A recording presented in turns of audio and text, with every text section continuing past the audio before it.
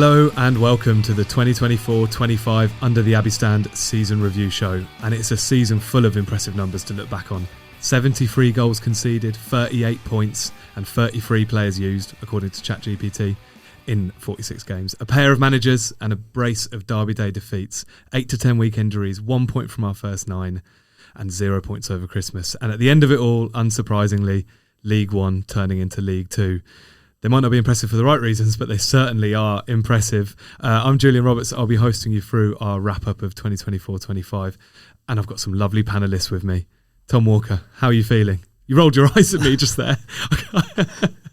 I rolled my eyes after every single stat you just reeled off. Wow. What a season. It's all been building up to this. It's quite something, isn't it? It's really quite something. Jord, how are you feeling? In general, feeling all right, fairly positive about the season ahead. Not so positive about the next sort of 90 minutes ahead. I think that's going to be quite gloomy, but I don't know. Just feel... I've thought that 46 times this season, Jordan. I just feel glad that it's done and it's dusted, you know, like 9 months in the bottom four. It's sort of just dragged on and on. So I'm glad it's over now. Let's wrap this up and look forward to retained list pods and new signing pods, and yeah, this will just be a blip on the memory. It'll all be a distant memory one day, won't it, Swindle?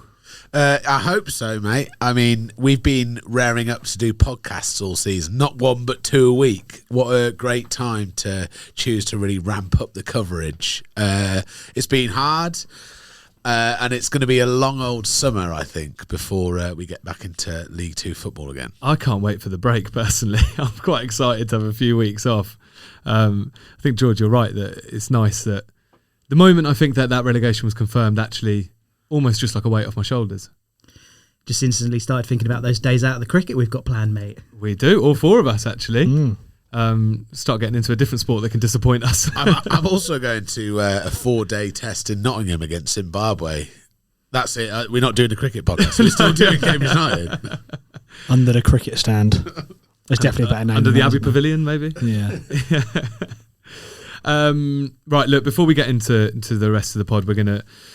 we just want to pay a little tribute to United legend Tom Youngs, who sadly passed away a couple of days ago as you're listening to this. Before letting Jordan say a few words, who is the one of us who actually remembers seeing him play at the Abbey, I just wanted to quote UTAS writer Owen Kiernan's introduction in the interview he did with Youngs for our website, which you can obviously go and read, and we'll share it on Twitter. Provides a really good summary of Tom's great career. 182 appearances, 48 goals, 1 magnificent promotion. Tom Youngs came through United's academy and in Roy McFarlane's team became a true fan's favourite, an accolade he can still proudly boast to this day. Over a 6-year spell at the U's, he was our top scorer for 2 consecutive seasons between 2000 and 2002 and ended his career in amber as our 11th all-time top scorer. Youngs was diagnosed with multiple sclerosis in 2014 and sadly passed away on the 4th of May 2025 at St Nicholas Hospice in Bury St Edmunds. Jord, it's a really sad day for a lot of United fans, especially of your vintage, your generation who saw Youngs play, and have got such fond memories in watching him in amber and black. Yeah, absolutely. I think Owen's words there are really, really well put. And yeah, it's really, really sad. It's really tragic news, and it's awful when someone who has played for the club passes away, or someone that's had a part in the club's history passes away.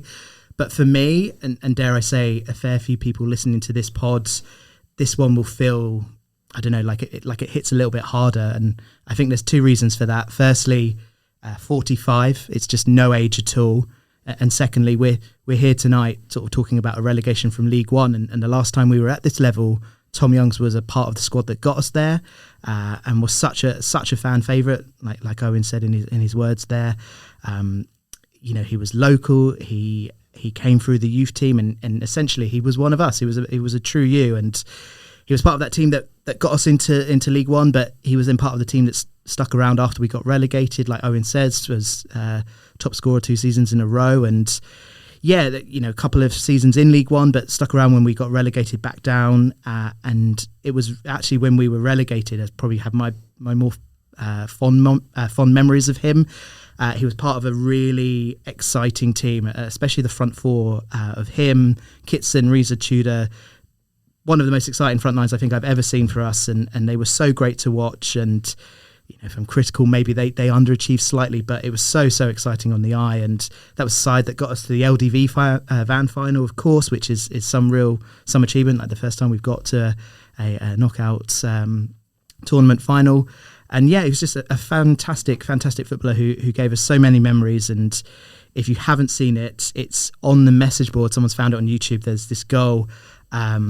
I always get this word wrong. Is it stanchion? The top part of the net? Yeah. He absolutely blasts it in there, and it just gets stuck in there. I know the one. It's terrific. So do go watch it. Go watch that. And yeah, like you mentioned in the intro there, his post-football story was very inspirational too. And I don't know. I just close by saying my heart goes out to his two daughters, because we've obviously lost someone who was loved by the fans, but they've lost someone who's so much more than that. Really well put, Jord. Great little tribute. I think you've done him proud there. So, yeah, rest in peace, Tom Youngs. We've got a podcast to do about a really terrible football season. This is how today's gonna run. We're gonna do some pre-season predictions, a little recap of those, which obviously has a few laughs in it. We're gonna do a month by month analysis. We're gonna put us through reliving every month of the season. And then we're going to do some awards at the end. We haven't got our usual contributors this year because, quite frankly, we couldn't be bothered to organise it. So it's just us in the room doing some awards. And then we're going to end with a few League One memories. So it's jam-packed. Let's start with our pre-season predictions. I'm going to start with you, Swindle, just because I think you almost deserve a round of applause for yours. The only place to start. It's the only place to start. Swindle's pre-season prediction, hot take, was 5 different keepers will play for United this year. And you were so close. Actually, some of my highlights of the season have been seeing Jack Stevens go down, clearly tactically injured in the first half, and the group chat popping off, Swindle, it's happening. I never get any positive interaction on X at all. And this year, I've been tagged in numerous weeks. It's just what you keep posting on there. It's your own fault, mate. But, Huddersfield, Northampton, and then last game against Birmingham, people were ready. It was about to happen. Keepers were going down left, right, Harris has done you dirty there, because that was a tactic, right? Go down so we could do a team talk. He's absolutely done you there. Yeah, it's not the first time. But yeah, honestly, it came to me in a dream, and it could have been, the best part of the season. But it will just be a footnote. We won't look back on this again. And yeah, it's a shame, but 4 goalkeepers, still an achievement. Was it actually just a dream, or did you just look at the starting 2 goalkeepers at the start of the season and you're like, Stevens and Reyes aren't any good? Yeah, basically for the first time in the time I've been doing this podcast, I did a little bit of prep. And it was the first 2 names on the team, on the squad list. Then I got bored. Don't know, probably have a few more of them, I reckon. Yeah. How many? 5, maybe? He was, spoiler alert, when we get to the awards, Swindle's moment of the season is Morosi going down injured. Right, mine is absolutely pathetic. I don't know why he didn't call me out on this. Liam Bennett to score a goal. That has got to be the worst. He did. Not even from outside the box. I'm not even having that as a hot take, so I'll happily hold my I don't hands know, up he there. scored with a header. I feel like that, but if I'd have said, considering his height, if it's I'd have better said than outside the box. If my hot take was he'll score a header, then that would be a great prediction. But just to score a goal, a footballer will score a goal. Yeah. That isn't a particularly good hot take, is it? Tom's hot take was we will be a better overall football team than last season, but still get relegated. First 4 games, he was on to something. He was. Yeah, he was. What, 1 point for the first 4 games? I think you know where I was going with this. Very much. To be fair, for the first 9 games, I was sort of right. Yeah. And then we became a worse football team and still got relegated anyway. So, small mercies. Jord, do you remember yours? No, I don't think I can. Shane Lavery to outscore Gassan's tally from last year. How many did Gassan get last year? 12-ish? More than Lavery. More than Lavery, yeah. I mean, I think, again, you might have been onto something if the guy had hamstrings that weren't made of Weetabix. Well, he got, 5 goals? 6 goals? 5 goals. Scored them across 3 games, I think. Right? Well, that's where I was going. What's the maths for him to have scored the 12? Like another, 10 games or so? Yeah, it's not far something off. like that, yeah. But he was injured for most of the season, so fundamentally. Can't wait to be really excited at the start of next year, see him play really well. Like, great goal against Birmingham the other day. Really missed that sort of player running in behind. Can't wait for the start of next year for us to all be excited by him, and then him sort of get injured after 5 games. I don't want to jump the gun here and go, too much into detail. I think that was like a fine goal. I don't think it was actually a great goal. I think we've just seen such crap football the Birmingham all goal? season. Yeah, I think Lavery's goal against Birmingham was good. I mean, it was fine. I'd say it's good. I think his running was good. Oh, we have well done. Actually, yeah. Sorry, that's my fault. League One footballer, well done for running and then scoring a goal. Swindle, if you've got issue with that, the next hour and a half is going to be really long for you. Well, Tom said You're going to struggle. It's been 46 games of a season. I've been doing that every week. So If that's the thing you're taking an issue with, this pod is going to be. I would strongly advise you take at least that positive out of us. Shane Have you Lavery looked at the running order, mate? Shane Lavery scored a worldie on the last day. All right, that's where we're going with this. We've got to do some other notable mentions for some of the predictions across all our wonderful contributors that gave their hot takes and their predictions. So every single Under the Abbey Stand contributor, so that's us four in this room, Matt Caspel and Owen Kiernan, we all had Corey Smith to be our player of the season. That shows the sort of mindset we were in when he arrived, right? Is it funny how quickly that changes? Somehow, out of us, again, that same six, only Tom and Caspel actually predicted us to go down, which seems quite silly, really, in hindsight. Tom, you absolutely nailed it. 23rd in the league, you predicted. Well done. You also had Kachunga to be our top goal scorer and on single figures. You predicted somehow not quite as bad as he actually ended up doing, but well done. Thank you. Small win, isn't it? Yeah. Your confused face about whether you should be impressed or not, or happy or not. Yeah. It's not great, is it? No. None of it, really. None of it's great. This isn't great either. No one predicted us to get 0 points against Posh. Somehow I was... Should have beaten him at home. Somehow I was really pessimistic and also too optimistic at the same time, which I don't really understand. Crazy mix, yeah. It's worth saying that Matt Ramsey also did predict United to go down, but in 21st. Me, Caspel and Matt Ramsey technically predicted Nlundulu to be our top scorer. Obviously didn't know who he was. Not as bad as Tom Dobbin, who predicted Asombalonga to be our top scorer. Max Rushton predicted Gardner to be player of the season and Loft to be top scorer. So it's hard to feel like he was taking it seriously, really, at the time. But they're great. Well done, everyone. I still think Swindle wins it for the 5 keepers, just because. Well done, mate. Well done. I think that's a quality prediction that was so. Is it close too to early true. to ask how many next season, or yeah, you need to sleep another on it. level. Don't get me started. Right. Okay. Let's look back over this season in some grueling detail. We're going to go month by month. Strappings. It's an absolute roller coaster. Let's start. Let me take you back to July 2024. Cambridge United squad are off on a pre-season tour in Portugal. Actually, let's go a moment before that, Tom, because I think I want to take you to pre-game at the Westfalen Stadium in Dortmund, which I think really did set the tone for the entire season. If you'd like to tell the story about when we find out a certain Ryan Loft has signed for Cambridge United. What more can I say? I would say to that point, that day, because that was probably the most momentous sort of match I'd ever attended, really. Yeah.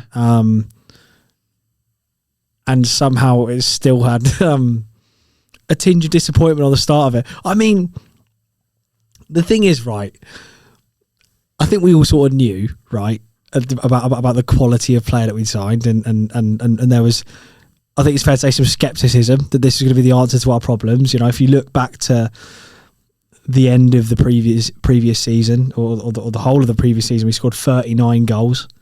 We lost in the summer Ahadame, we lost Macaulay Bond, we lost Okanabire, we lost Lyle Taylor, so it was obvious we needed some reinforcement up front. I think it's fair to say that was probably the area that we wanted. A bit of quality and a bit of nous, at least something to hang your hat on and go, that's the guy that's going to put the ball in the back of the net at least 3 times this season. And I don't think anyone was that confident, really, when Lofty came in. I will never ever forget the response to the announcement on X was simply just a Port Vale fan saying, undisclosed fee, how much have we paid you to take it off us? And that should have been a sign, really. Yeah, it really should have been. So he was followed by some other permanent signings in obviously across July and August. Gary Gardner. Anyone want to mention Gary Gardner? He's going to get quite a few. Not even himself, so no. Well, Gardner and Smith seemed like a really good central midfield pairing, didn't it? It seemed like quite a decent coup, those two. You know, Smith had just been promoted with Derby. Gardner played a lot of games at the Championship. It felt like a position that we really needed to improve on. I feel like the whole time we were in League One, we've had this chat about needing a stronger central midfield. We released 2 players who went on, albeit at lower levels, to score goals quite regularly from central midfield. Sort of Adam May and Lewis Simper sort of getting between 5 and 10 goals, I think. So there was a lot of pressure on that central midfield position because it hadn't been so good in previous seasons, and I was quite optimistic with the pair of them. I would agree with that. I think it's important that we don't totally, sit here and just rewrite history and rewrite what the consensus was at the time. I mean, I think, we just talked about sort of almost jokingly about the situation in the forward part of the pitch, but I actually think that probably the area that I think we all looked at and thought that's the bit that needs to be strengthened properly, because we were always going to sign a forward or two or three because we just didn't have any, at the end of last season. Central midfield was one of those areas that, because of I guess injury with Adam May, maybe not quite been up to the required standard yet in someone like Lewis Simper, and a total lack of form of someone like Cousins, and probably to an extent Digby as well. So we already had some people on the books, but we felt we needed a real upgrade in terms of the pedigree there.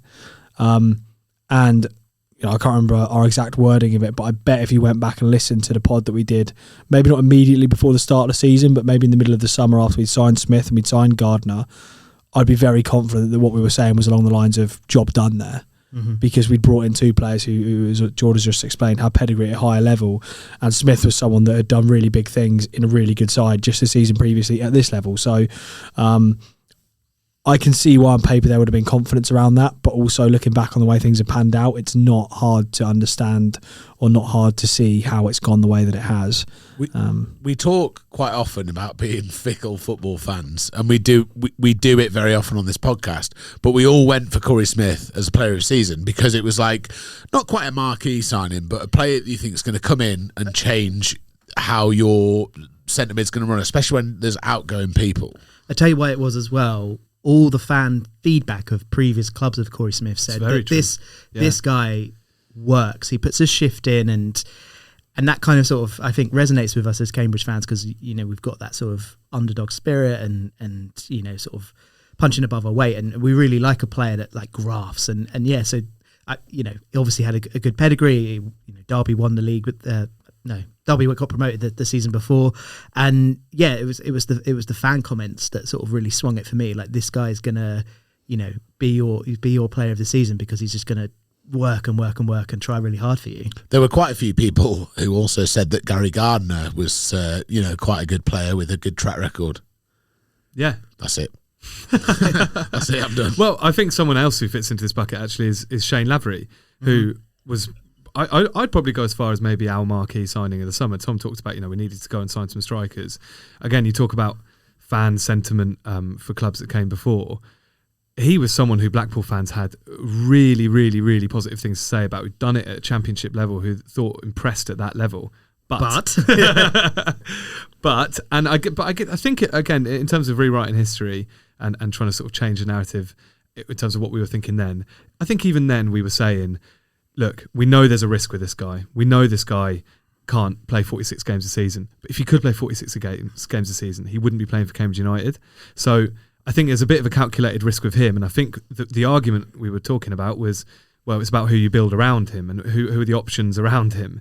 And I don't know if you remember the summer, but we spent so many of those podcasts talking about the number 9 that's going to come in. Yeah. Who's the third striker? Who's this? Assombalonga had been mentioned. Who's the lad who went to Scott Hogan, his name had been knocking around, and those sorts of players. And we end up with Dan and Lindeloo on deadline day. That's in August, so I want to just pull it back to July for a second. The 6 loanees that we ended the transfer window with, Reyes, O'Riordan and Lindeloo, Longello, Taylor Richards, Stokes.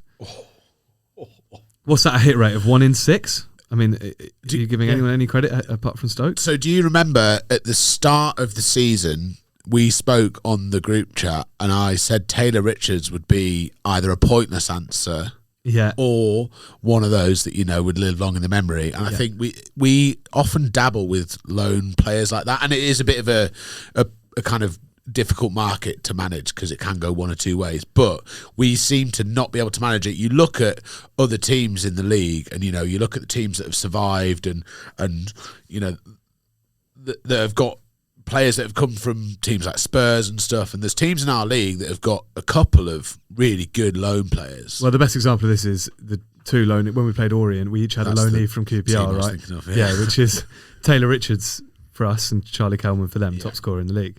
The loan options is a topic that the club has been criticised for in previous years, like not using the loan market enough, not having big enough squads and filling it out with loan players. So it was peculiar this year because we'd gone the complete other way, and I can't remember which game it was, but early in the season it was like almost half the team was loanees, and we were having chats about you can only have a certain number in your matchday squad. What's the strategy here? Like, how important are these people if not all of them can be in there? I guess one of the obvious caveats there is Taylor Richards showed up, and I'm going into August now, but he came on and made a cameo off the bench against Crawley at home. It looked like he'd never played football before in his life. We go on to later find out that his quad was basically hanging off, and we'd signed someone that wasn't fit. And off the back of that, we signed Josh Stokes, which we've spoken about on previous pods. Like, I don't know if he was a planned signing or if he was a reactionary signing, but you asked about the hit rate, Julian. The 1 in 6 that was great was potentially one that we might never have signed if Taylor Richards was fit. Yeah, that's you can widen that out as well. Like we're talking about just loanees there, but in summer we bring in 11 players, is it? Yeah, 11. Yeah. Stokes is the only hit. Yeah. And you might argue James Gibbons, but he was already at the football club. Really, we just need to turn it into a permanent deal. And it's not like it's a massive coup for the football club, with the greatest respect, going out and signing a right back who was loaned to us from Bristol Rovers, was it?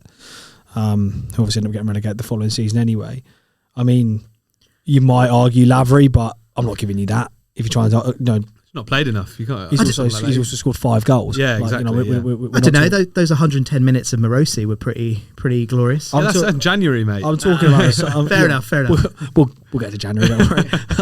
Hit rate in January is much worse. I think in terms of the conversation, I guess at the moment it is mainly around what I think proves to be one of two really key reasons that we find ourselves going into League 2 next season. And it's the summer. It was an absolute disaster. And we've not really mentioned the names of Monk yet, and we also haven't really mentioned Ben Strang's name either.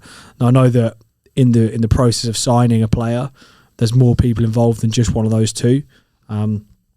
Rightly so, by the way, that's the way it should be. But Ben Strang was sporting director at the time. He has to wear a lot of the blame for the summer. Our inability to go out and strengthen properly in areas which it was blatantly obvious we would have needed to. And we can talk about when the retain list comes out at the end of the previous season. We can talk about as the summer goes on and we get into August and we still think we need a number 9. This was a problem going back not just to the end of last season, but also the end of the season before that. And we're talking about a 2-year period in which we quite desperately needed to go out and sign a good centre forward, a couple of centre forwards with some experience at this level. We're not asking to go out and break the bank and spend 1 million, 2 million, 3 million on a player who's going to score you 25, 30 goals at this level. Of course we're not. We're realistic about that. But get someone through the door who isn't Dan Lindelof, who isn't Ryan Loft. And it was really, really poor. And look, I think Ben Strang was PR'd with an inch of his life when he left the football club. Pretty much everyone in every interview you listened to was talking about what a great guy he was and thanks very much for staying on and doing January for us like it was some sort of favour, which it wasn't. It was his job. But the summer was an absolute disaster and he has to wear that. And that, whatever way you try and spin it, we were not prepared coming into this season. The players that we did sign have been failures for the most part. We talk about Smith, we talk about Gardner, 2 crucial players in a part of the pitch that we needed real quality and real reliability. Neither of them have really worked out. Reyes was a big gamble at the time. It was, I think, the first obvious sign that we were going to really try and progress the way that we play football. He didn't work out. Who's a big reason why we're conceding silly, soft goals throughout the first half of the season. The strikers we've been through time and time and time again. And look, we'll come on later in the pod. Of course, we will talk about Monk and areas that he perhaps could and should have done better. But I think he did spend a lot of that first part of the season trying to basically polish a turd.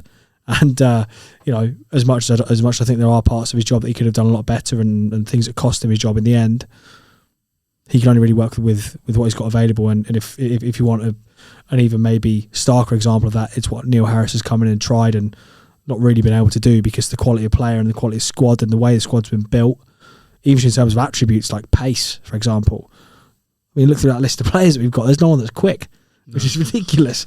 You know, not like we're still in July here as well. yeah. Look, we'll have to move on. But I suppose if you want a headline out of it, it's that the summer was a total mess. And the one hit that we had in the summer, who did prove to be a really good signing for us in Josh Stokes, was a consequence of another one not working out. Yeah, which it is probably as much of a damning indictment as anything else that you could say. I think that's really well said. The baseline of those, the quality baseline of those signings is just far too low. Something that we should talk about before we get into the season starting itself is Mamadou Job getting injured for the season. Jord, how big a moment for our season was this, or is that a bit too much to put on a young but talented defender? I guess it's one of those that we'll never fully know, but I suspect if you speak to those around the club, I think it's probably a bigger loss than perhaps fans might be thinking. He had a great end to the season before. There's someone sat in this room that claimed earlier that he was the reason we stayed up. That is what you said. That is what you said, Swindle. That's what you just said. Yeah, I'll let you finish. But I think Gary Monk had big plans for him. We, if anything, we missed the ability of his long throw-ins. But the way that Gary Monk wanted to play, the five at the back, those three centre backs, Job was the only one really that sort of had athleticism and pace about him. So I think he would have fitted in really well with what he wanted to play. And look, we'll come on to villains later in the pod. But I almost suggested the friend of Job that suggested they go for that kickabout, and that saw him do his ACL. Swindle, what's your? I mean, look, you make it's probably fair to make the point at this stage, even though we're talking about the season before, that Monk did spot Job and the talent in Job and put some faith in him over that Easter weekend. Not to go back too far here, but do you want to expand on your point that he was the reason we stayed up? Well, just that he came in, with such little experience in the level of football we were playing, and he played at Gateshead and got them to a cup final, and then left that club to come back to Cambridge United and hit the ground running in a game against Barnsley, which must have been the most overfacing game against a really high-level League One side that have got Champions League experience. Champions League. You remember that final against Barca? Tuesday night under the lights at Oakwell. No, but that championship experience, and just he came in, hit the ground running, and was brilliant and did really well in that last few games of the season.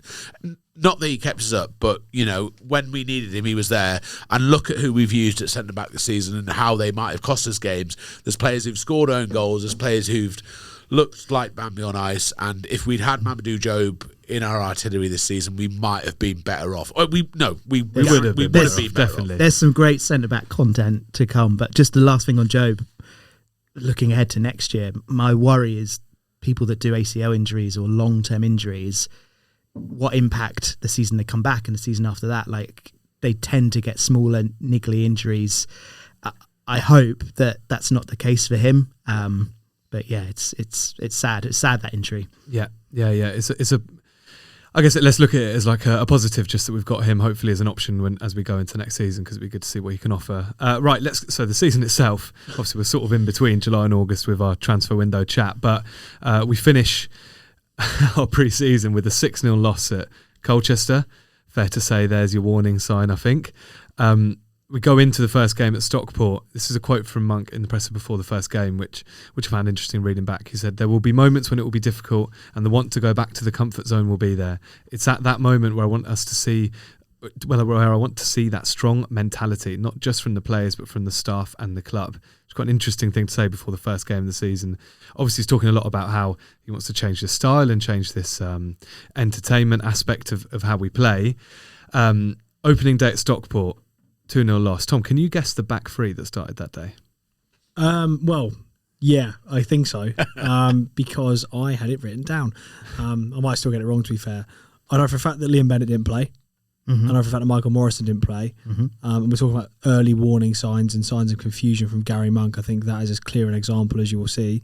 Let's add into the fact that I think Paul Digby played at centre half. Nope. No. You sure? Jord's sure. I'm sure. Go on. I thought it was Okadina, Rossi and Watts. I think Paul Digby played at centre back. That was my guess as well when you asked me earlier. Yeah. It was definitely I know Watts. the West Brom friendly. It was Ocadina, Rossi, and Watts. Did Watts get That's a injured? different game though. Well, no, because you talk about the Colchester game. But obviously we played West Brom the night before, and that was the No, Jord's right. It is Ocadina, Rossi, Watts. Intriguing. Yeah. I thought Digby played at centre back. He came on, so maybe he came on at centre back. Interesting. Maybe that was for Watts. Who knows? Maybe Watts did get injured quite early, didn't he? He got quite injured quite early in the season. So I know who should know. I should know that. Trying to knee it back to the keeper, probably. Yeah, probably, yeah. But yeah, God, it's rare. I'm right. you know, you look back to our first day at Stockport, and look, admittedly, Stockport are a good side. You know, as we record this, they're about to head into the playoffs, having just come into the division. But I mean, it was pretty comfortable. Like it was, you know, on paper, it's a promoted team playing against a team who have sort of semi-established themselves at this level. I think for an hour on that day, we did give them a bit of a run for their money. Like, actually, you know, incidentally, Corey Smith actually played pretty well, as I remember, but wasn't quite fit enough to play the full 90, and that was when he came off, when, you know, the emphasis of the game started to change. Like we had one or two sort of glimpses of opportunities to get ourselves back into it, but I think from minute one, it always felt like Stockport were the better side and were going to win the game. And I think that saw us, even at this early stage, drop into the bottom four, a position we never quite recovered from. We were just talking about this on the way here, but I'm pretty sure there'll be someone listening who will know this, that we spent every minute of the season essentially in the bottom four because Stockport scored after 5 minutes of that game. So I'm pretty sure, aside from the first 5 minutes of the season, we've been in the bottom four the entire season, which is a right laugh. Anyway, then we got our first point of the season in that 4-4 absolute humdinger against Blackpool. That's the headline. That's the headline, yeah. But before that, we've got to talk about a game that's gone down in history, which is 2-1 defeat to QPR. Gone down in history. The mad thing is it actually has. It actually has. Let's talk about this group of games. I think Crawley can get into this as well as a group. Just how we started the season, this monk ball style Jord. First of all, again, we're keen to not sort of rewrite history. Do you remember your feelings at the time about watching us playing that way? And secondly, second part to that question, would you rather he'd have persisted that style for a bit longer than he ended up doing? Tricky one, that. I think the lineups in those first few games, the Stockport one and the end of pre-season as well, but those first few games in August, they really just showed that Monk was prioritising things like speed and athleticism and quickness and dynamic play, and he was less focused on things like experience and just more on that athleticism, that higher press and things like that. And it was entertaining to watch, right? And I guess ultimately what it boils down to is what Gary Monk was trying to do, whilst was pleasing on the eye, just wasn't effective. It was so far off, and maybe you can get away with it in August because it's the start of the season, and maybe things could be tweaked and so forth, and that's why we could look at like the QPR game and the Crawley game and have a little bit more fondness around it. But it was certainly change. It was certainly different. I wonder if it was too much change too soon. And so to answer that second question from you about whether he should have persisted with it, I guess it's just a massive catch-22, right? Because it wasn't working. August wasn't the time, but not soon after, the injury started to creep into key players that were key to that way of playing, and it felt like he didn't have the right squad to implement a plan B or a plan C. So it was all just a mess, really. Would I have liked to have seen him continue with it? Probably not, just because certain key players soon became unavailable, and I don't think it would have worked without them. Yeah, fair point, Jord. Right, we move into September. I'm just going to list a couple of things here. There's a draw at Bromley in the Virtu. Well, actually, maybe that's in the last days of August. But the Jack Stevens error in that game is something to remember. 4 losses in September, 3 by a 1-goal margin. But I think one day specifically that we need to talk about is Mansfield away, because this is the day that, as you said, Jord, injuries start piling up, and this is the day that Nlundulu comes on and 5 minutes later Shane Lavery gets injured. Tom, do you think this was like a bit of a sliding doors moment? Mm-hmm. Yeah, I think there was one incident in particular, wasn't there? It was Lavery gets sort of played through, knocks the ball around the keeper, gets taken down, or looks like he gets taken down, not only do we not get given a penalty for it, Shane Lavery also gets injured in the process. And say what you want about the build-up of the squad, but if you take out someone like Lavery, who is undoubtedly our best forward player, you're always going to struggle. And it was almost like the emphasis on that day just shifted so much, just based on that injury, because we sort of mentioned it, I think, in passing at the time, but the way that Lavery sort of harried defenders and pressed from the front was a really big part of how we were trying to implement that kind of newish style. So yeah, a real, like I say, a bit of a sliding doors moment. Like, what happens if we get the penalty? Lavery gets up, dusts himself down, and slots it away. Maybe you're going to get a win that sort of changes your season. There's real validation of what we're trying to do, and we're doing a playoff preview. Well, I think it's bigger than that. Like everything you said is right, Tom. Like the Lavery injury, that penalty, then we should have. We could have gone on and won, and it felt like we should have won that game. It felt like we played well enough to win that game, and this result just kind of summarised where we were. We were playing well, but we couldn't get results. And let's remember, like, our start to our season was quite gentle. We played some presentable games, and Mansfield was one of those. And I think there's a few points in that game for me which makes it one of the low points of the season. Yes, the Lavery injury, like you mentioned, but secondly, just the difference in that number 9. Like, we were better than Mansfield on the day, but Gregory's just steps up out of nowhere, scores an absolute screamer against us. And then if you want to talk about sliding doors moments, let's not forget that Josh Stokes got injured in that game as well. Very good point. And it came out post-match. So he didn't go off in the game though, did he? It came out post-match, yeah. He didn't go off in the game, I don't think, but yeah, post-match it was announced that he was out for 10 to 12 weeks, that catchphrase. So then everything that Tom said about losing Lavery is correct, but then you've also just lost your second best option as well. It's huge afternoon. And you talk about sliding doors moments in that game. We watched that game in the Dobblers, or we tried to, on this new initiative of Sky Plus, whatever it's called, on this delay that never went through. And there was a lot of people on X or Twitter who were saying that it wasn't a foul. And there was a lot of kind of things like, oh no, Lavery, he jumped into that tackle. It wasn't he got for the penalty. Yeah. Oh, and no way! I was right in front of it. Do you remember how at fault Longello was for their goal?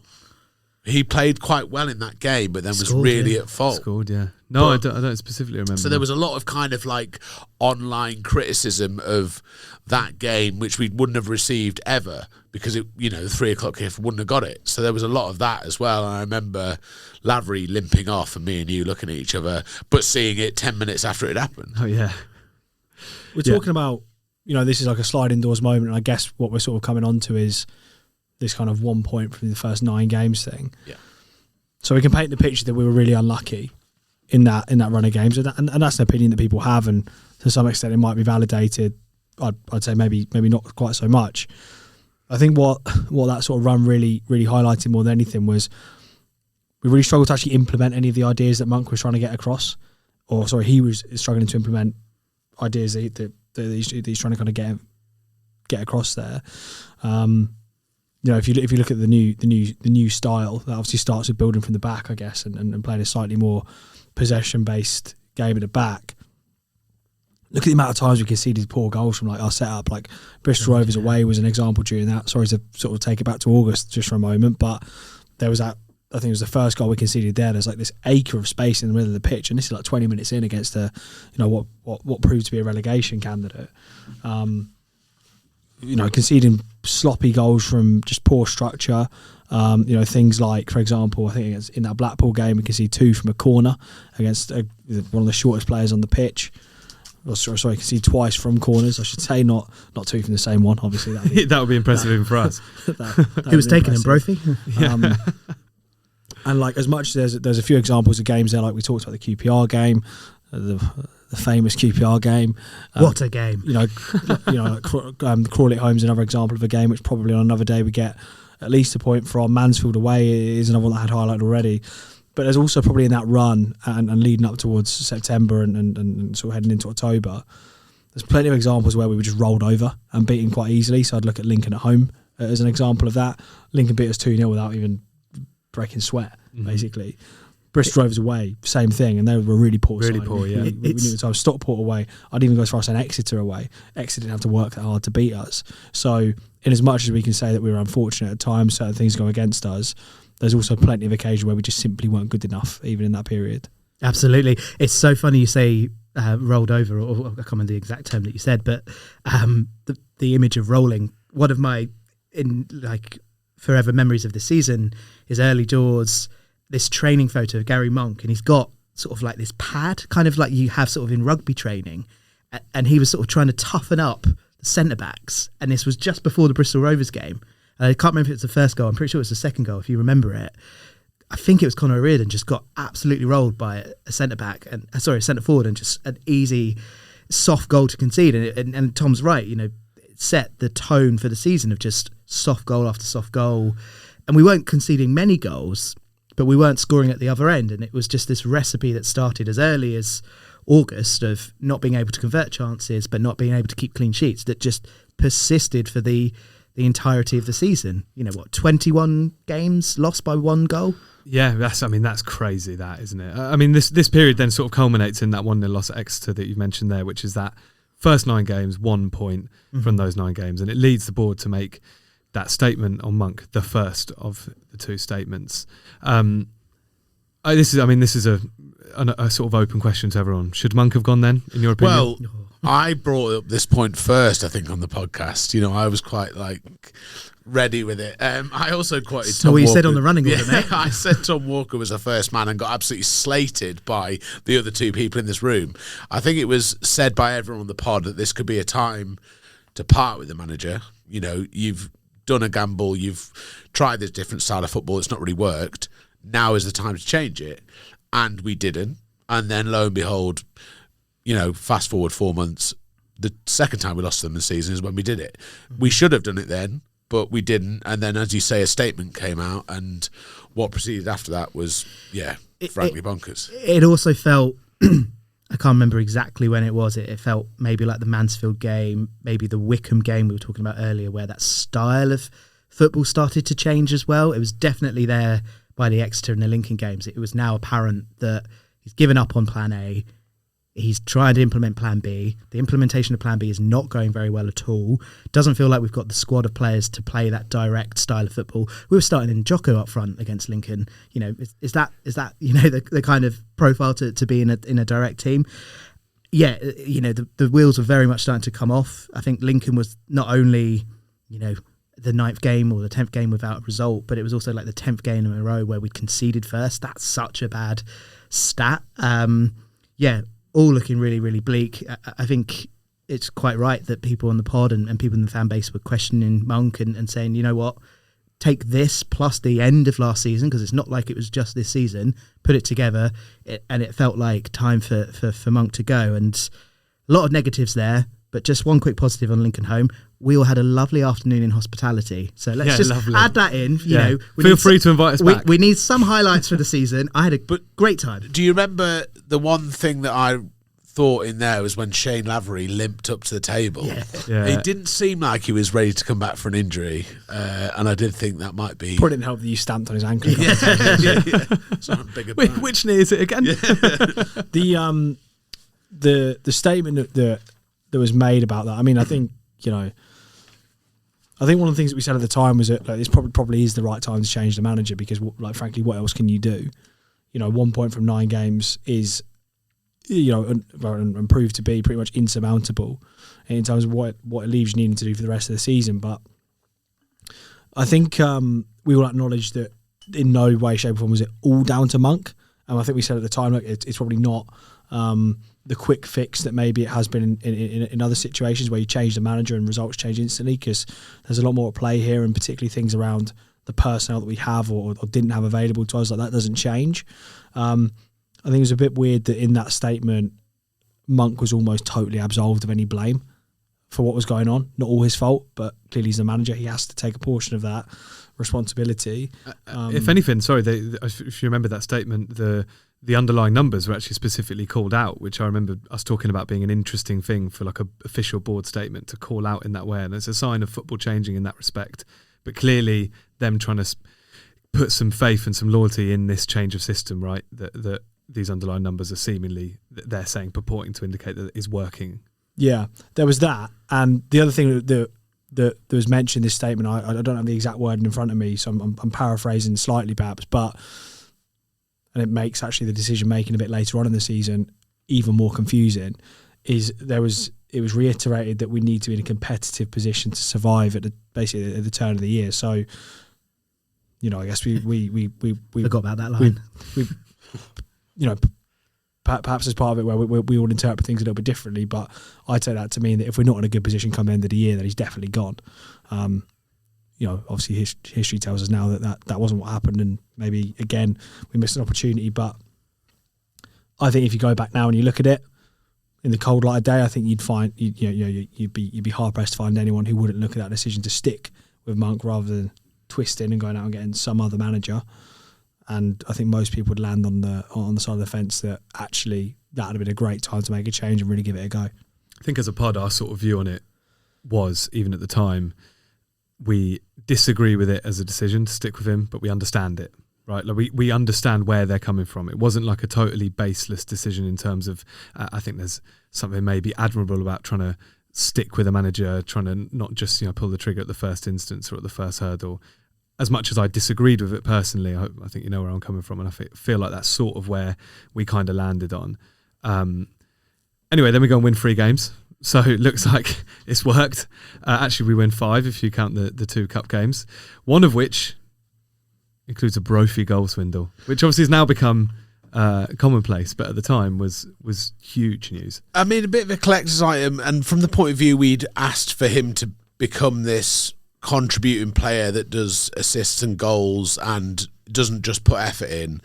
And now we look back on this season and I'm like, oh yeah, he's one of the better ones, actually. Like, he's one of the ones that can actually do something. And it's so frustrating that we're looking back on this for a player who didn't really start until the year had turned. And it's just so annoying and so frustrating that James Brophy couldn't have been that player for us. But it wasn't on his shoulders that he was going to be that player. And the goals he scores now will be great in League 2, but to be honest, it's going to be a footnote in League 1. No one's going to remember this season as James Brophy's coming of age season. Whoa, hang on a minute. Speak for yourself. That's exactly what I've got written down right here. He has a t-shirt. He did win Player of the Season, right? The club official Player of the Season, I'm pretty sure. Yeah, he did indeed. Got a nice little shield for that. I guess it's kind of bittersweet, isn't it, for him, winning Player of the Season in a season as poor as this. The DVD to come in. But I think there is a point here, because for so long in this room on this podcast we've criticised Brophy for not having an end product, and this season, granted, I take your point, Swindle, it came a bit later in the season, but he has absolutely been one of our better performers throughout the season. 100%. And he's been available. I think he's played every single league game. So in a season where we keep criticising players for not being available. So the blood's probably more on his hands than anyone else's, is what you're saying. Gary Gardner's completely absolved. I'm just glad he scored goals beyond this game, because there's the obvious joke there. Yeah, he's true. found his level. And Because obviously this is Woking away that he scores in, which is worth mentioning. So yeah, he's scored a goal in the cup to non-league opposition. That week's definitely worth talking about, or the sort of week 10 days though, because this obviously follows the decision to keep Monk. It follows an international break where he's obviously got a bit more time to work with the players on something, and there was a pretty clear shift in the one of the results of the season in that period, wasn't there? Yeah, Stevenage away. I would say so. And I think as well as that, there was a pretty clear shift in how we were going to approach games as well. And you wonder how much of that has been forced upon Monk, saying, "Look, we'll keep you, but you got to be a bit more pragmatic about things."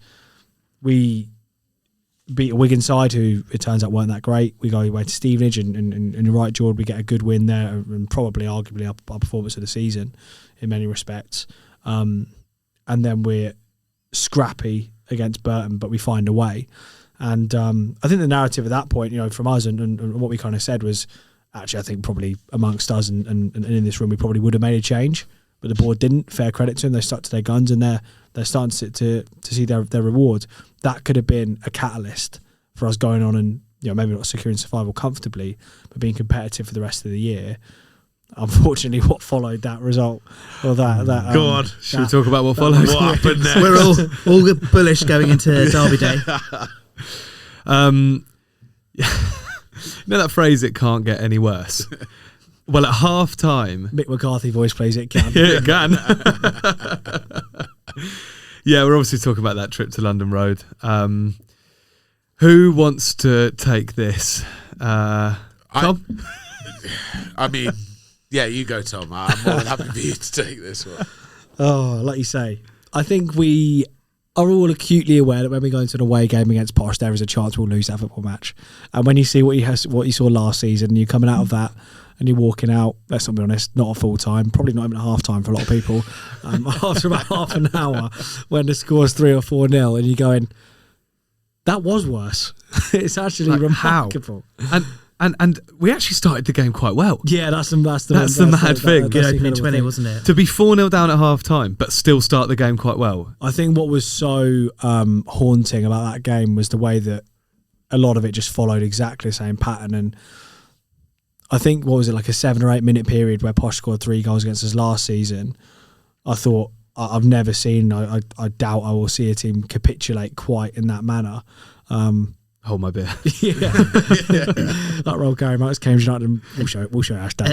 Another injury in that time frame as well. Gibbo goes down injured. Yeah. I think that's him for, can't remember, but Probably I guess 10 10 10 weeks. weeks. Yeah. I mean, I think on that, and you know what, we talked about the Job injury at the start of the season. I think more as like a combination of things, like they can somehow explain why we were where we were and why results went the way they went. But come on, you're not telling me James Gibbons going off injured is enough to go from a potential win or a potential point out of a game to losing 6-1. I also don't want to go too like park life on this, but this is Peterborough United, who 4 weeks out from the end of the season were still with the possibility of going down. Yeah. They were absolute dog shit after that. Yeah. They've not been a good side this year. And then they also weren't particularly good in our home leg against them, but they still managed to beat us. We've done this against teams all season, and Bristol Rovers is another example. We've lost twice to them. Once when they were apparently an okay team, and the second time that started their bad run, and we still lost to them. Like, what are we doing? Every cloud, though, we've got the world record for the most signatures on a shirt. So that's good. Jord, you put this in the running order, so I think you could take this. Oh, we're moving into December now. Yeah. Well, we're playing fast and loose with the months. Yeah. I mean, just closing on the Borough game. Yeah, I think what we were saying, like, goals change games, and it just came in such a six goals change games. Just came in such quick succession, like absolutely, like knock the stuffing out of us. I would have to say that conceding 6 goals will change a game. That is fair. But 1 million signatures on a shirt, that'll change a shirt. It will. Give a Kaiko, though, wouldn't it? Yeah, good. Yeah. Every cloud. Good for us to get a consolation. He'll be delighted with that. We did actually bounce back from that Borough game with a couple of 3 draws, including, I think, one that is worth talking about, which is the point against Bolton at home, which a few weeks later we go now into December, we go and draw at Wrexham. And I feel like there's a couple of performances there that are worth just remembering in terms of the fight that we showed in them. Bolton especially, because we go down to 10 men, we're 1-0 down, and Kaiko scores a last-minute header to get us a point out of the game. And it just felt like there was a little bit of fight in this team, that we were showing something. And I think it is worth remembering those little glimmers, right? Yeah. I think Kaikai had an interesting season in terms of the goals that he got and the sort of the moments that they came in, like the big reaction. So the Stevenage goal earlier before this one, then that Bolton one was such a big moment in terms of his ratio of goals to enjoyable moments. And there's another one coming before the season's out. But you're absolutely right. There was some big moments, post the Posh game. We're skipping over the Northampton away game, but that was a real opportunity miss. We should have beaten that Northampton team. They were struggling to get like a fit 11, and there's a big miss from Kachunga. But you're right, there was some fight thereafter. That Bolton game started it, and then the Shrewsbury win at home followed quickly with a good point away at Wrexham. Arguably that Wrexham performance was one of our best of the season, and a great first goal, and the spirit and the fight to stay in the game and come back from being 2-1 down. But I just remember that point, and it ties into sort of when we won 3/5 in a row a few months earlier in the season.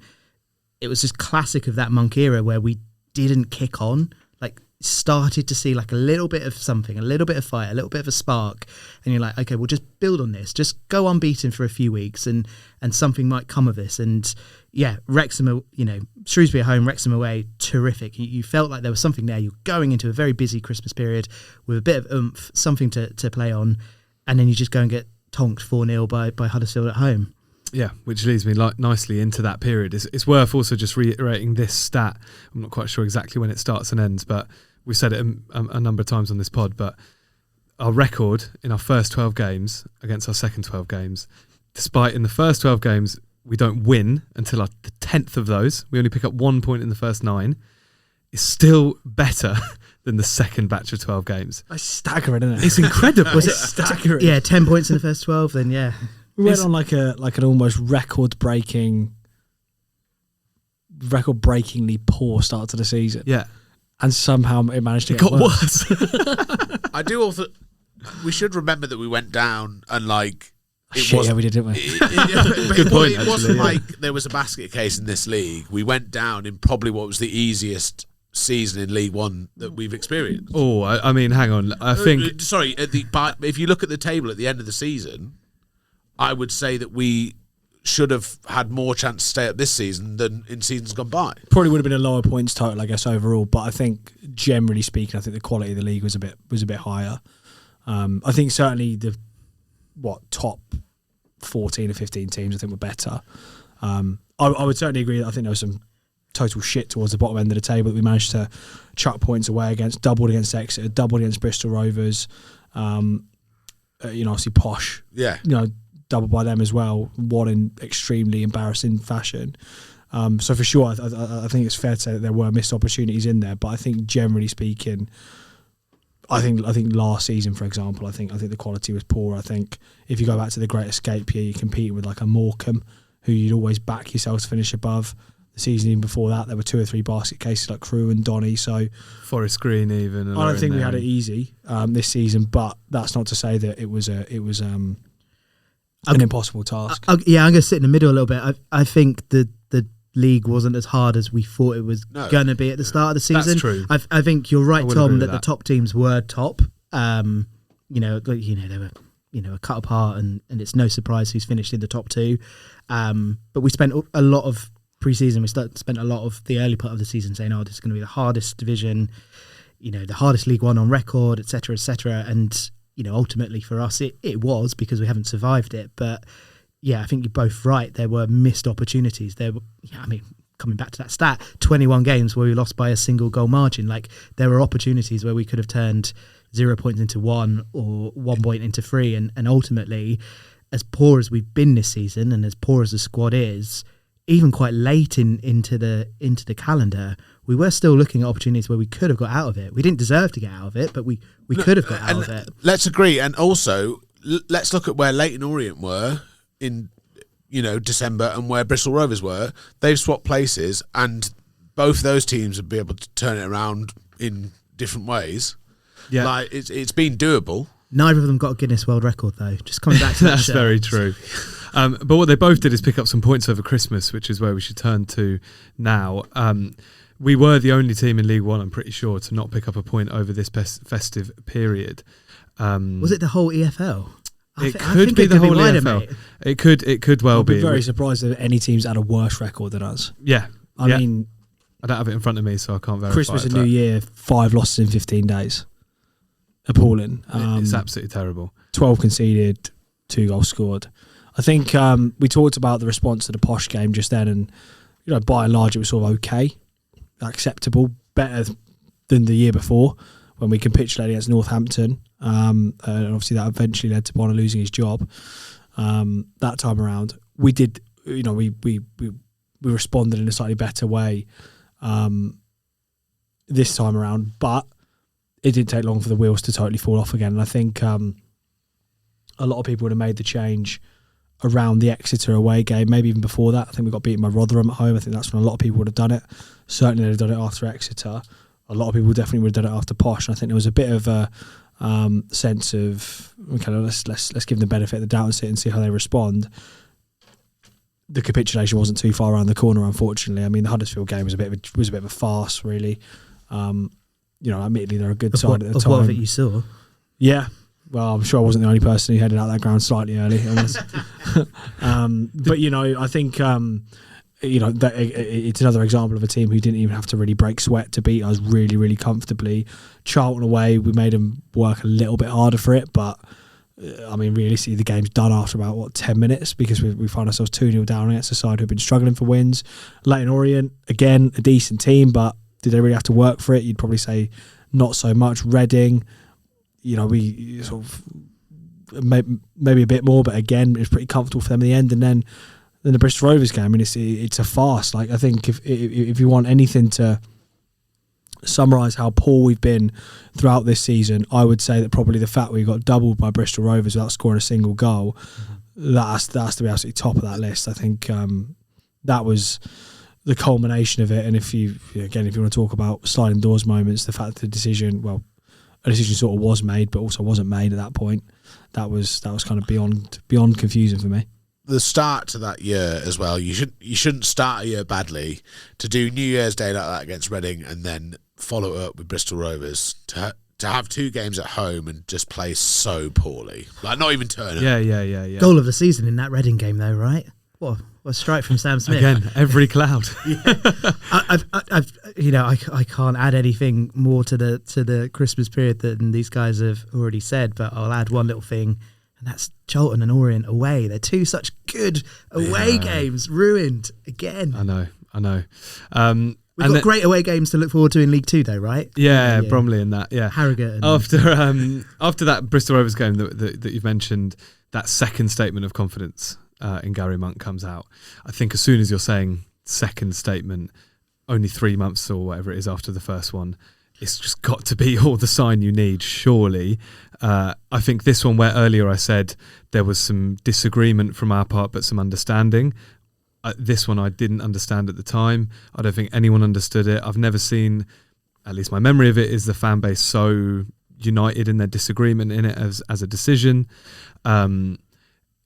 It felt like there was such an opportunity here. It's not going to get any better than this. You've still got half a season to go. You've got a January window to give a manager, or at least some of it.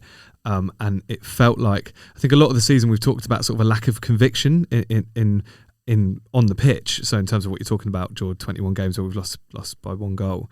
There's a lot of lack of conviction in our finishing, in our style of play, and what we're trying to do as a team in our recruitment. And I think here, it might have felt a little bit like some conviction because there's a decision, but I think, like Tom says, it's a decision of sorts, but it's the wrong sort of decision for what's needed at the time. And that was proven to be true only 5 weeks later when, despite signing a few players, we'll come back to that in just a sec, a 1-0 defeat to Exeter leaves them with no other choice. And by that point, you've wasted a January window, and you've wasted any chance you've got of trying to give a manager some sort of chance to shape any sort of personality onto a squad and give us the best chance of staying up. So that second statement of confidence really for me is like the moment that definitely we're going to come on to worse moments, but I think that's the lowest stuff out all season. I just found this one really confusing. The first one, you can make the argument, look, we're 9 games into what is not just a new season, but is felt in some respects like a new era because of how we were trying to play the game and how we're trying to progress our playing style. The one after Bristol Rovers, it's against all evidence on offer. There's no redeeming features to how we're playing at that point. There's seemingly no real hope that things would get better, and certainly no real feeling that the manager that we had at the time was the man that was going to be able to turn things around. Even within that statement, they reiterate they believe they had a good head coach in Gary. There was no real evidence of that at all, in terms of in-game management, in terms of the way we're set up, in terms of the underlying data, in terms of the goals we're conceding, our inability to score goals at the other end of the pitch. Interestingly, it was also the first mention of the football review. So I think it was the first time that there were an obvious acceptance that things had gone wrong this season, because clearly results speak for themselves, I guess, to some extent. But if you go back and look at the wording of the first statement that backed Monk, or seemed to back Monk, I guess, it talks about how actually a lot of things are going right, which has been a bit unfortunate. The mention of a football review, I think, is basically acceptance that yes, something's gone wrong here at some point. But again, it again sort of partially absolves Monk of blame, and this is where I was just really confused. I don't see how any, when you're going to run like we had over Christmas, the fact that you could ever remove the blame from a manager partially, really, let alone totally, as it sort of seemed to do to some extent, I just found truly bizarre.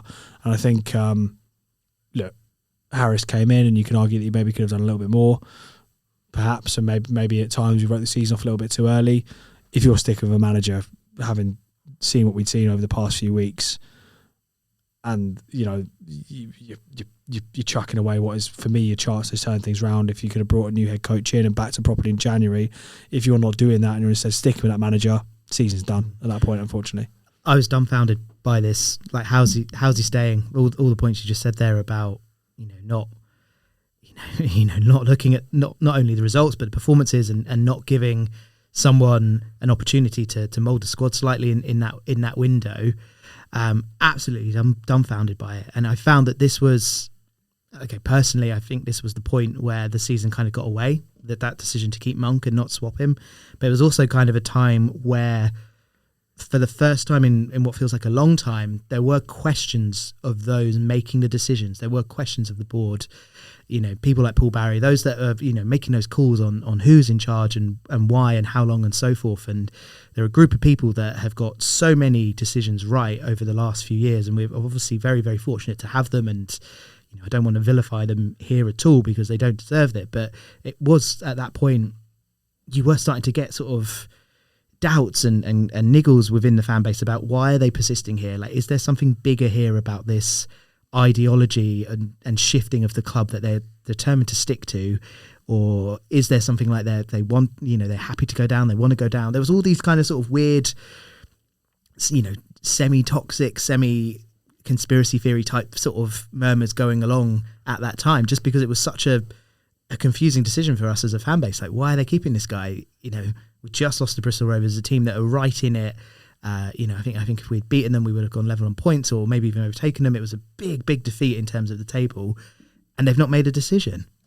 Yeah, baffling even now, looking back at it. We haven't even spoken about Monk's manner in press interviews. conferences. Yeah, I was just thinking about that. Yeah, he was just so kind of desolate after the games. I mean, the 2 New Year games he just seemed defeated, and I think the fan base kind of picked up on that, and that was evident for everyone to see. And suddenly it just became, surely you can't have a vote of confidence in a man who doesn't have any confidence in himself. Well, I think that's the interesting thing, right? Like, without skipping forward too much, but in terms of how they present themselves in interviews, Monk and Harris are like chalk and cheese, right, in that respect. And from everything I've heard, like, I'm sure he's a lovely man, and he's a very engaging individual to speak to when he's off camera. But for whatever reason, like, you put a camera on him, it's clear to see, like, the guy, he shrinks a bit, he's quiet, he's quite timid, and I can't imagine that's what he's like on a training pitch, because if not, he wouldn't have had the degree of success that he clearly has had at points in his career.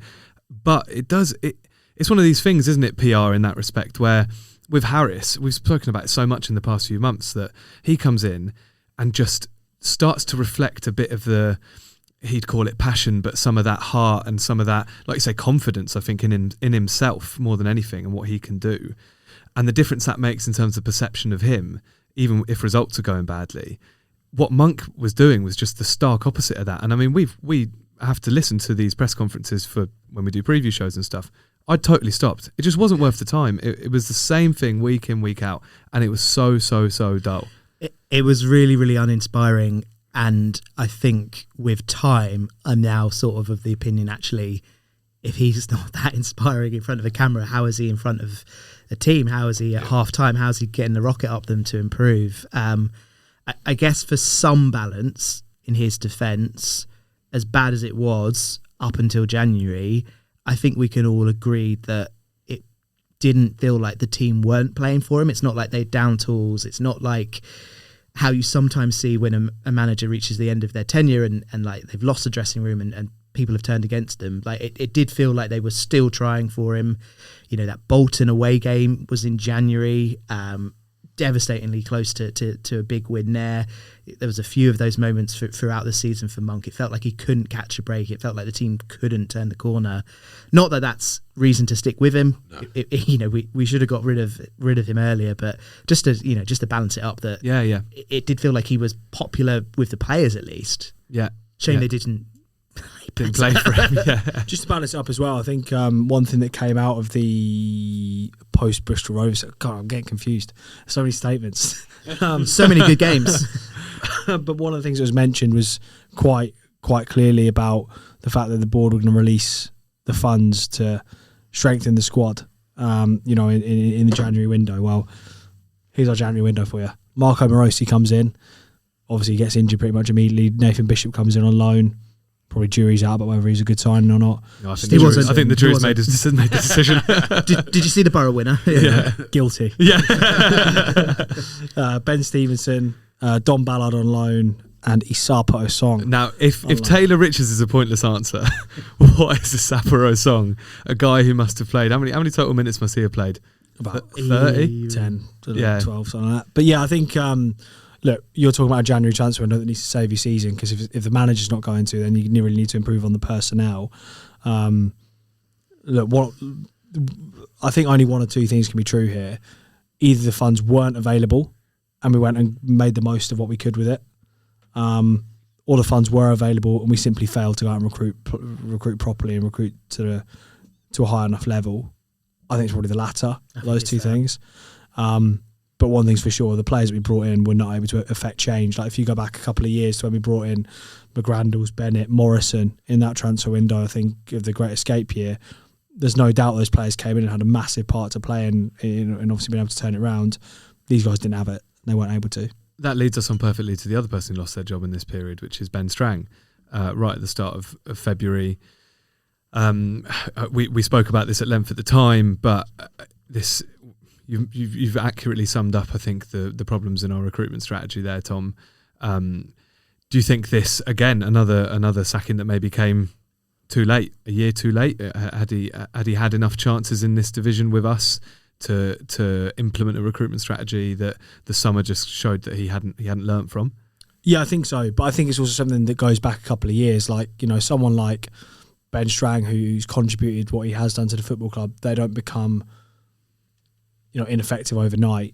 I think what we clearly did when we came up into this division, following promotion, we had a really clear strategy of the type of player, the type of profile we wanted to go out and recruit, and it was basically players who had been, who would be available, having played for relegated teams, who had a bit of experience. So you look at Lloyd Jones comes in for the Northampton, who got relegated. George Williams comes in for Bristol Rovers, who got relegated, who played a bit of League One football, but maybe not loads, so they're available to us and going to be hungry for more, I think, so to speak. And we just kind of went away from it. Like the transfer strategy, if you like, if that's the right word, it's probably not, basically became to sign just established players who had played at a higher level before. And it didn't really seem like there was much coherence in terms of their profile, the sorts of players that they were. And what ended up happening was that we lost a lot of the core of that squad that got us promoted, either because they maybe didn't quite have what we felt it took to excel at this level, or we lost them on free transfers because we hadn't planned properly. I know that you can't force people to sign contracts, but you're not telling me that if we'd offered Harvey Nibbs 3 years when the potential was obviously there, and I'm talking the back end of that first season back, you then look to extend his contract. Does he sign then? Maybe, potentially, and then we can really reap the rewards of it. The flip side of that is that we did offer contracts to like Zeno Rossi in Lancaster, who were showing absolutely nothing. So in terms of the management, the squad, and how you build, which I guess is a roundabout way of getting to how Ben Strang was getting on in his role, it wasn't anywhere near good enough. And the summer, like we talked about right at the start of this, I think is second to Monk, the key reason why we've been relegated. He has to wear that. He has to take the blame for that. And January, again, like by this point, we're sort of, you can spin it however you want. I guess he's sort of 1 foot out the door at this point. Cause it turns out that he's agreed to stay on for January rather than be told after January that he's going to lose his job. The January window, we've just been through it. Again, not very good. So whether it's through a lack of ability, whether it's through a lack of being able to identify the right players, or just simply not being able to get them over the line when you should do. Like, we're led to believe that there's players who've been in the door, and then midway through a medical, or when they're about to put pen to paper, they go and sign for someone else. I'm sorry that, like, if it happens once or twice, you're unfortunate. If it happens 3, 4, 5, 6 times, like we're led to believe it did, there's something wrong with your process. There's something wrong with the people who are coordinating it all. And so yeah, he he moved on. I think you can take the positives of what he did for us in a couple of very memorable seasons and a couple of very good squads. But yeah, no doubt in my mind he has to wear a lot of the blame for what happened afterwards, because no one are good enough. So Strang leaves, Monk leaves as well after the Exeter game, as we talked about and summed up there. And then I think in one of the greatest days in Cambridge United history, it honestly, even if the Harrison Bonner era doesn't end in success, I think the shock, surprise, disbelief at this day, at this announcement was, well, Jord, in your time, can you remember a day like this when we brought back, at least the surprise at the news of bringing back Neil Harris and Mark Bonner together? I can't think of something that's as surprising in like a joyous way. Like the announcements, the closest thing that I can think of, the first thing I can think of is the whole Martin Ling announcement. Like it gets announced, but then he's not announced, and it gets re-announced a couple of days later. That's not a good look. It's all a bit sort of shabby, and I can't think of anything that sort of tops this. It's just like the double whammy. You know, it's like signing two people, two strikers or something at the same time. It's really, really shocking, and just a chain of events. It all sort of spiraled quite quickly. So, you know, we talked about Strang, but he left first, and then I kind of felt at the time with him going, oddly, that would kind of mean that maybe Monk would stay a bit longer. He's going to get even longer. It felt a little bit like the board had made a decision on who is to blame, and they put the blame there, and that Monk was going to continue. But no, you know, a week later, maybe less, Monk is gone. Sunday sacking, a theme of the year across the EFL. And then, yeah, just quite quickly, the club had got their act together. They got it in place. Dare I say, they've been thinking about it for the weeks prior. You know, Harris had good odds with the with the bookie, so that was kind of something. But even then, you're like, surely not. Surely he's not coming back. Surely Paul Barry is not going to entertain that conversation. Like how annoyed he was when he'd left 12 months prior. It felt so much like the classic bookmaker for like a lower league managerial vacancy, where it's just like it was Harris and Bonner as the top two, and it's like, well, there's the previous two managers. It's exactly, like, it's the easiest thing to do, right? But then they both come back, and then just seeing Bonner sat next to him doing the presser together, and there was this whole, you know, didn't he snake, you know, Bonner to get the job? Was he sniffing around? Was he at that Northampton game? Did he do dirty? And then they're sat there together, like smiling, and actually now he's his boss. It's just such an odd and hilarious turn of events, and a really exciting one, because, you know, we have, you know, the banter aside, we've left this situation with a very, very, very capable head coach, someone who, quite frankly, should be coaching higher than League Two. You know, he left Millwall in a very strong position in the 10th, top, I think. In the top half of the championship. Yeah. And then Mark Bonner, sure, he's inexperienced in this role that he's coming into, but already we've seen moves to kind of back him and support him. So, you know, head of recruitment's going to be announced over the summer, things like that. You know, they're putting the right building blocks around him. And it's just a story that you've got someone back at the club in a position to kind of dictate the way that things are done, the Cambridge United way, the culture. And he is a Cambridge United man. You know, it's one of our own, you know, stood on the Habin, watched Cambridge United as a youngster, has worked his way through the club. He's got, you know, amber and black going through his veins, and hopefully that then passes on to all those that he's going to sort of work with. Swindle, Tom sat over there in the Neil Harris seat, as we've now dubbed it. Obviously, we're recording in the Portland today. Have you forgiven Harris for what he did? Well, is there any part of you? Me and Jord have spoken about this earlier, and it sounds like Jord is reading a press release there with the stood in the Habin, amber and black going through. He's his just veins. a poet. Just let him cook, man. And that's how we are in the Habin, man. That's how we are. But I do think that whole Harris leaving thing was such a huge thing for United fans. You know, we found out on X in the morning that it was a rumour. I poo-pooed it and said these things don't happen, and then it happened, and I felt burnt by that whole situation, and very, you know, I had a lot of bad feelings towards him, and then this happened, and you kind of have to make your peace with it very early. Agreed, totally. But then also they do the best PR stunt of all time, and they film a press conference with them sat next to each other like Laurel and Hardy, like some comedy duo. It's true. And, you know, they played it off very well.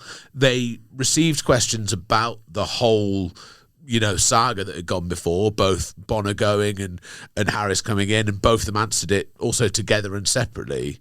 And at that point, you have to believe in what they've done, because we don't have many games left to survive. And I appreciate the fact that they sat there and did that, and Harris sucked it up a bit. He went out on a promise to a dead person, and we've all made him.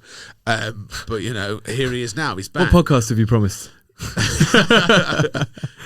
Under the habit stand. You can go, mate. Don't worry about it.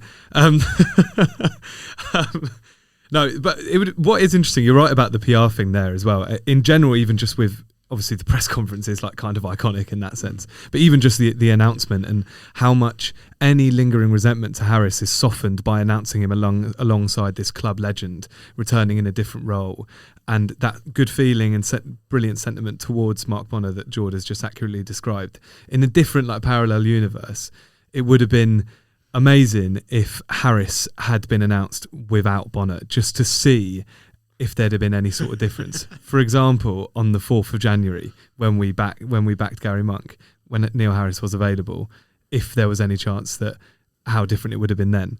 But look, that's not what happened. He went on to win his first 2 games, Stockport and Crawley. He had 15 games to save us, but from the start, a lot of the narrative was, we're a bit too far gone here. There wasn't a lot of it didn't feel like it was so much of a rescue mission for this season, more of a longer term appointment, especially when you pair it with the Bonner thing. Tom, what sort of impact do you think Harris had on the squad beyond even just those first 2 games, but I guess going on towards March and April? I think he got more out of the players than what Monk was able to. I mean, even just statistically, if you look at points per game, I think Monk finished on 0.745, something like that. Something like that, yeah.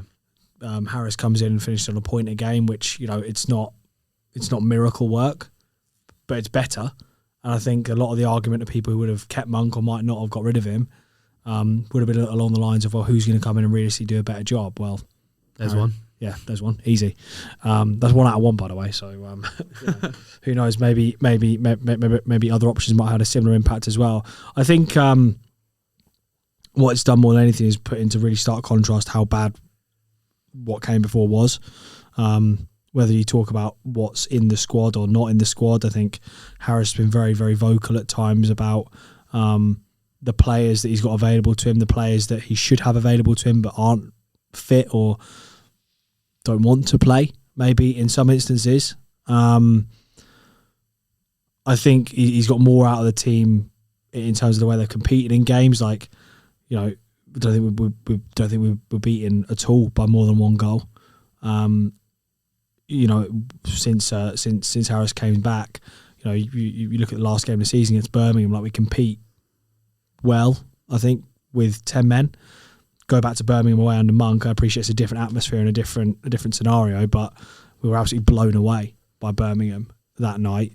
So I think there's a few things there, but maybe it goes away a bit from his impact on the squad, and maybe his impact more on us as a fan base, as a club.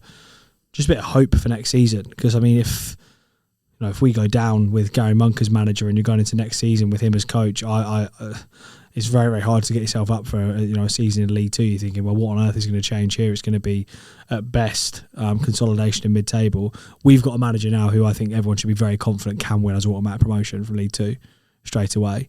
Doesn't mean it's going to happen. Doesn't mean it's going to be easy, but it can certainly happen. Yeah. He will be, if not the best, one of the best managers in the league. Exactly. We're going to have a budget which is probably fairly competitive, and if we can go out and recruit properly and we can learn some of the lessons of where we've gone wrong this season, there's no reason in my mind why we can't be up there fighting for it come next season. So you talk about impact, that's a pretty big one in itself, I think. Do you know what position Harris finished in the last time he had a full season in League Two? Oh dear.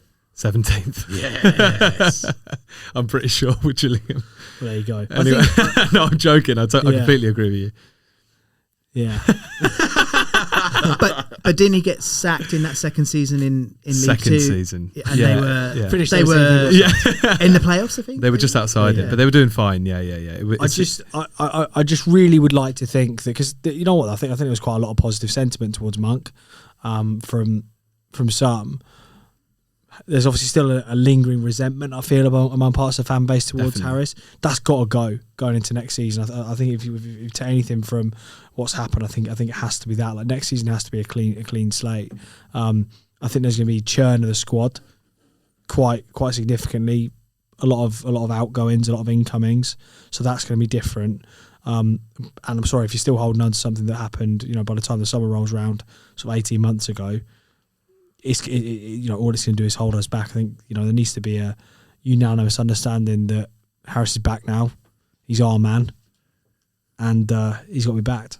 Yeah, I totally agree. It's kind of what you started your point by saying there, Swindle, that you've just got to sort of make peace of it, let it lie. It's happened. Judge him on his own merits next season. Absolutely, I think we'll be the first to do that. But it's got to be clean slate next season, really, for the opinion on Harris. We then go into 4 winless games. So he wins the first 2. There's a bit of a bounce. 4 winless games, the Stevenage game was a terrible game. Borough, Blackpool, Wigan. I'm not quite sure the order there, but the Wigan game is the one where all the results went against us, and it really felt like there had been a sort of a semi-acceptance amongst the fan base that, okay, it was a step too far for Harris. The situation we put ourselves in, the mountain was too big to climb.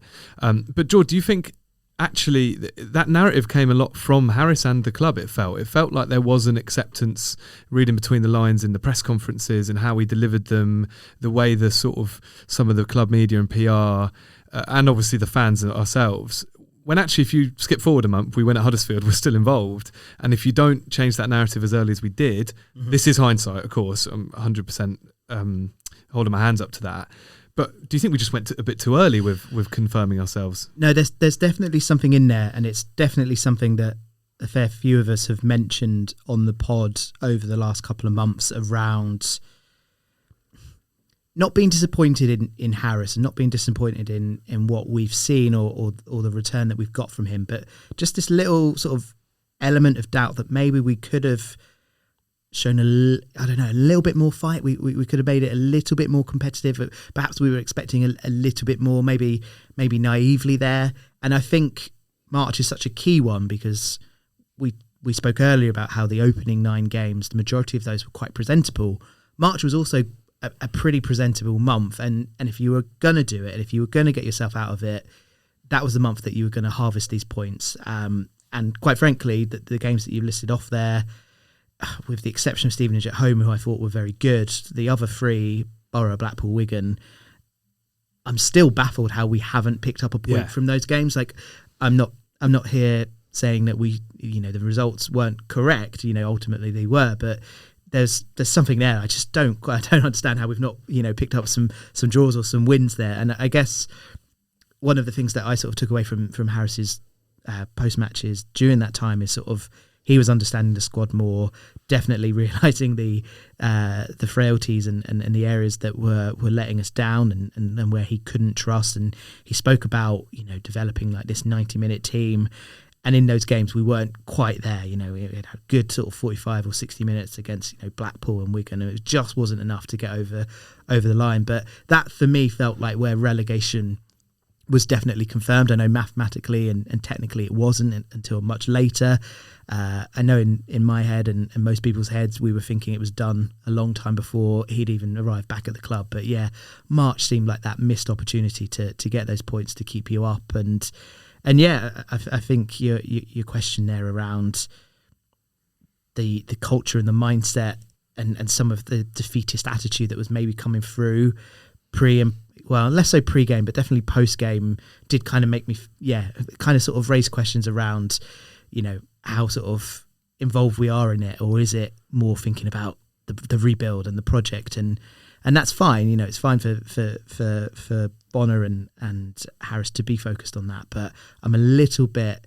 I'll always look back at this season and think, could we have taken it a little bit closer? Could we have got ourselves out of it? Not deservedly, but it. Yeah. But those 4 games accentuate the whole season. We lost all 4 of those games by 1 goal. That's what we've been doing all season. We've been putting in 45 minutes of good football without doing it for 90 minutes. We put in good points in games and then just not being able to get to a point where we could finish a game off or even get something from it. Just on that point though, I think that's Harris hasn't lost a game by more than one goal since he's been back at United, which to me says granted his points return, as Tom outlined earlier, isn't exceptional. It's not crazy better than Monk, but for me, one clear sign of how he's improved us as a team is I do think we're a much harder team to beat than we were under Monk. Definitely. And he maybe has even less to play with in terms of the squad than obviously Lavery's back now, but he hadn't had as much to play with in certain periods as Monk had. So I think that's your clearest sign that Harris has come in, tightened something up, improved us a little bit, and as Jord says, like, it's frustrating that you couldn't just that little bit more, because it only needed like a one win in there. Just what it would have done for those last few games would have been huge. 100%. But if you combine Harris's records over his 2 tenures in the last couple of seasons and then switch with Monk's, we're doing fantastically. But you have to look at a season in a 46 game bracket and not take that into account in the wider sense. And hopefully Harris next season can kind of be given that leeway and show his worth. But it's fantastic that Harris has done well whilst he's been here, but it doesn't mean anything to us as a League One team now, because we're not a League One team now. Yeah, as long as he doesn't leave halfway through the season. Yeah. So end of March, there's that game. There's the Barnsley 92nd minute equaliser. Echoes of that Bolton game in January. So many what ifs, so many near misses, but I guess that's part of the reason you end up going down. You can't turn those zeros into ones, or sorry, in these situations, ones into threes. Jason Jules leaves at the end of March, starting to sort of see Harris clean up shop or sort of put his stamp on the team. We don't know his replacement yet, but we'll assume it will be someone that Harris wants in, build that staff around him, that foundation around him. April, there's a couple of decent results. Point at home to Wrexham, who obviously end up getting automatically promoted. And I think one game I really want to talk about, because me and Tom had a great afternoon out in Huddersfield. But Tom, also, we said it in our sort of Easter Roundup pod, that this was just amazing to have a moment, right? Because this season's just been so starved of them. Yeah, I think it's important to have a day and like you say, to have a moment in any season, because I mean, my God, we've tried to make the season as bleak as possible, because we have literally been in the bottom four and remain in the bottom four pretty much from day dot. And that obviously followed a summer where there was a lot of angst as well. So it's been a tough one, and I think to have that day out and to go and beat, all right, they're not like the biggest club that we've faced since getting back into League One, but they played Premier League football fairly recently, and it's obviously a good away day for kind of what it is. It also kind of meant something at the time, because it did big time. I would say loosely put us back into contention. To actually survive. Obviously, that relied on a few things, namely us having a good end to the season, which we obviously didn't, because we lost 3 games that followed it. But I think to see another Brophy goal, a lot of people would maybe tip that for goal of the season, to then be pegged back and go through that kind of roller coaster of, we're in with a shout, let's just cling on for dear life, then concede an equaliser, then go straight up the other end and score another brilliant goal for Sadi Kai, which is great. And I think every season needs those moments that you hang your hat on and go, well, that was a good day out at least. That was ours. There's not many to pick from, but that's certainly one of them. So yeah, always good. And then, despite at half-time against Leyton Orient, incredibly being 2 points off, which is mad to think the third... It goes back to the conversation we're just having, to think that the third to last game... How are we not relegated yet? It's been nearly 2 hours, so we're not down yet. I know, we're still not down. Nearly 2 hours of this part of the podcast, and we're still not down. But then eventually the axe falls at Burton, in a game that, I mean, we've said it so many times throughout this pod, sort of summarised our season. That's the story of our season. That game at Burton really did do a lot of the heavy lifting there. I mean, any final thoughts? I was going to say what a roller coaster of a season, but it's kind of the sort of roller coaster that only goes down and down and down and down and down.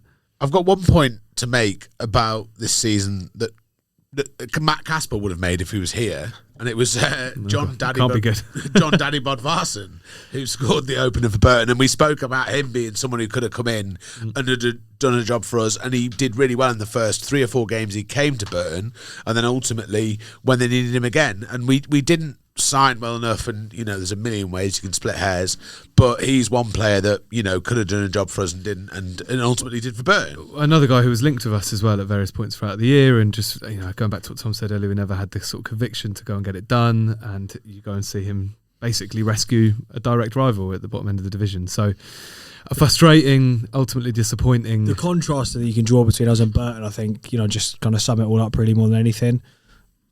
In terms of the coach, they act early. They make they make a decision months before we did. All right, it took them a little while to get a replacement in, but they did get somebody in the end who was able to come in and change their season in Gary Bowyer.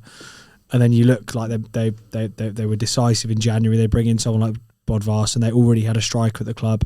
His name escapes me. The other guy. The guy who scored, I think, 10 or 11 goals in the second half. Roman Burrell. That's the one. There we go.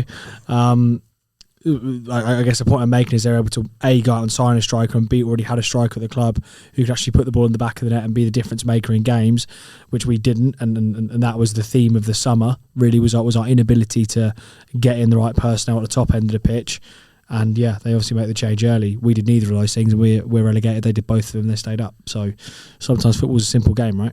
Yeah, fundamentally we end the season 9 points behind Burton, and it just felt like for all those reasons, those 9 points were achievable for us even this season.